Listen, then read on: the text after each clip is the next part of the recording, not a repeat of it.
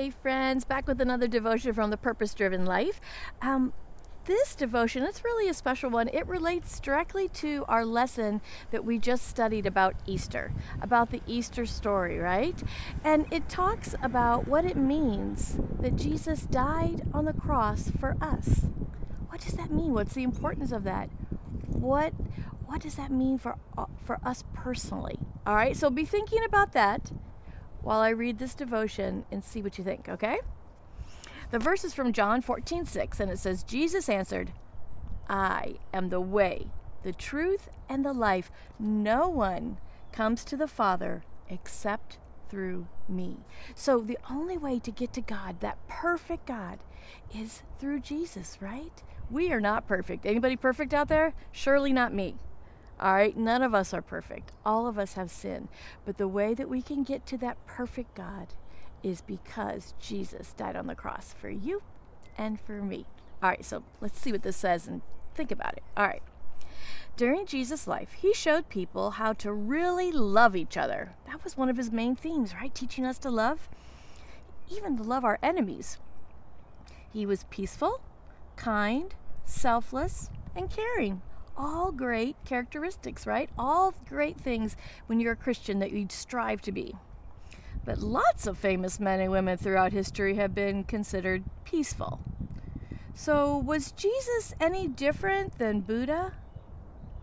Was he any different than Confucius or Gandhi or Muhammad or other religious figures? What do you guys think? All right. Many people say no, that Jesus was just another good teacher.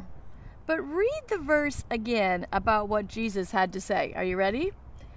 Jesus said, I am the way, the truth, and the life. No one comes to my Father except through me. All right?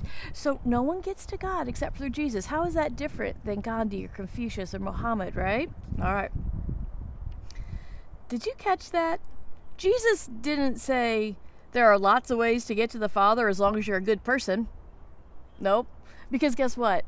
If we all had to be good people, none of us would get to God, right? None of us are just truly good. None of us are like Jesus.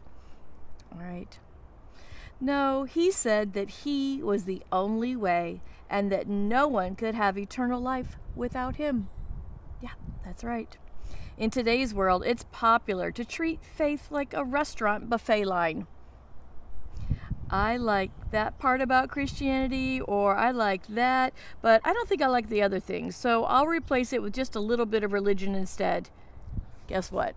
That won't fly. You can't say, I want to be a Christian and I want to also just tell some lies, or I want to be a Christian and I don't really want to do that part about going to church, or I don't want...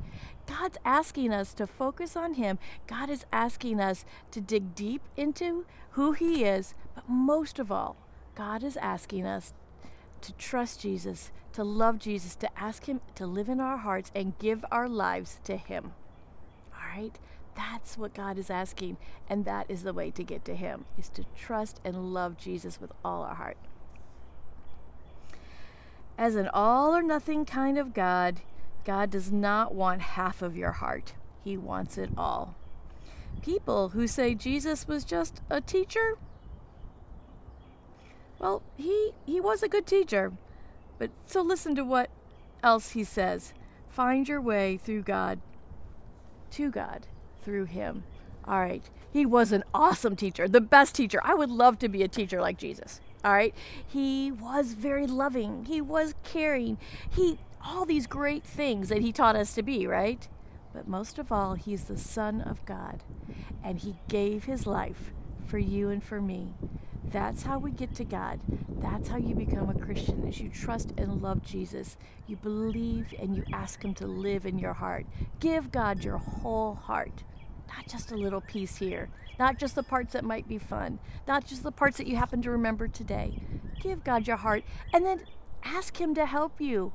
Ask him to help you walk with him. Guess what, guys? I have to do that every day. Every day I have to pray and ask God, help me walk more with you, Lord. All right? You'll do that from age 5 to age 50 to age 105. All right? Wake up each morning asking God to help guide you, thanking Jesus for dying on the cross. and wanting to live more like Him each day. You guys got it? If you don't, you have more questions, just call me up. I'll be glad to talk you through it. But I hope you guys are listening to these devotions, and especially these ones that really talk about a life with Jesus. I love you guys, and I hope to see you very soon.